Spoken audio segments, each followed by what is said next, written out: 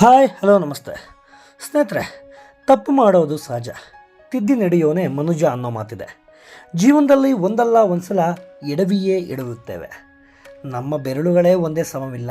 ಹೀಗಿರುವಾಗ ಎಲ್ಲರೂ ಒಂದೇ ಥರ ಇರೋಕೆ ಆಗುತ್ತಾ? ಎಲ್ಲರ ಗುಣ, ಸ್ವಭಾವ, ಆಲೋಚನೆ, ಚಿಂತನೆ ಹೇಗೆ ಒಂದೇ ರೀತಿ ಇರಬೇಕು? ಹಾಗಂತ ನಾವು ಊಹಿಸ್ಕೊಳ್ಳೋಕ್ಕೂ ಕೂಡ ಆಗೋಲ್ಲ. ಒಂದೇ ರೀತಿ ಇರಬೇಕು ಅಂತ ಹೇಳೋಕ್ಕೂ ಕೂಡ ಆಗಲ್ಲ, ಹೌದಲ್ವಾ? ಡ್ರೋನ್ ಪ್ರತಾಪ್ ಒಂದಿಷ್ಟು ಸುಳ್ಳು, ಕಾಂಟ್ರವರ್ಸಿ, ಜನರನ್ನು ಬಕ್ರ ಮಾಡಿದ್ದು, ಇವು ವಿಜ್ಞಾನಿ ಅಂತ ಹೇಳಿಕೊಂಡು ಮೈಕ್ ಸಿಕ್ಕಲ್ಲೆಲ್ಲ ಉಪದೇಶ, ಸ್ಫೂರ್ತಿದಾಯಕ ಭಾಷಣ ಮಾಡಿದ್ದೇನು, ಚಪ್ಪಾಳೆ ಗಿಟ್ಟಿಸ್ಕೊಂಡಿದ್ದೇನು.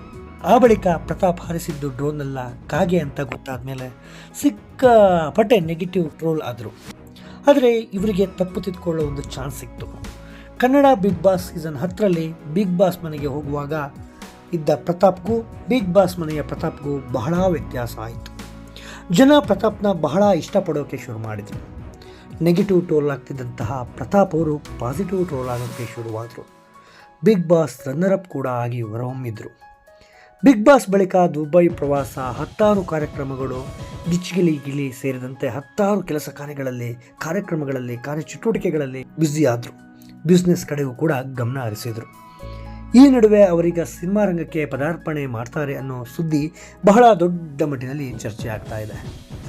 ರೆಬಲ್ ಸ್ಟಾರ್ ಅಂಬರೀಷ್ ಅವರ ಜನ್ಮದಿನದಂದು ಪ್ರತಾಪ್ ಅವರು ಮಾತನಾಡಿದ್ದು, ನನಗೆ ಅಂಬರೀಷ್ ಅಣ್ಣ ಸ್ಫೂರ್ತಿ, ಅವರ ಸಿನಿಮಾಗಳನ್ನು ಮಾದರಿಯಾಗಿ ತೆಗೆದುಕೊಂಡು ಮುಂದೆ ಹೋಗ್ತೀನಿ ಅಂತ ಹೇಳಿದರು. ಈ ಹೇಳಿಕೆ ಬಳಿಕವಂತೂ ಪ್ರತಾಪ್ ಸಿನಿಮಾ ನಟನಾಗುವ ಬಗ್ಗೆ ಸಾಕಷ್ಟು ಚರ್ಚೆಗಳು ಕೇಳಿ ಬರ್ತಾ ಇವೆ. ಆದರೆ ಪ್ರತಾಪ್ ಮಾತ್ರ ಇದುವರೆಗೆ ಆ ಬಗ್ಗೆ ಏನೇನೂ ಮಾತನಾಡಿಲ್ಲ. ಏನಿವೆ, ಪ್ರತಾಪ್ ಬದಲಾಗಿದ್ದಾರೆ.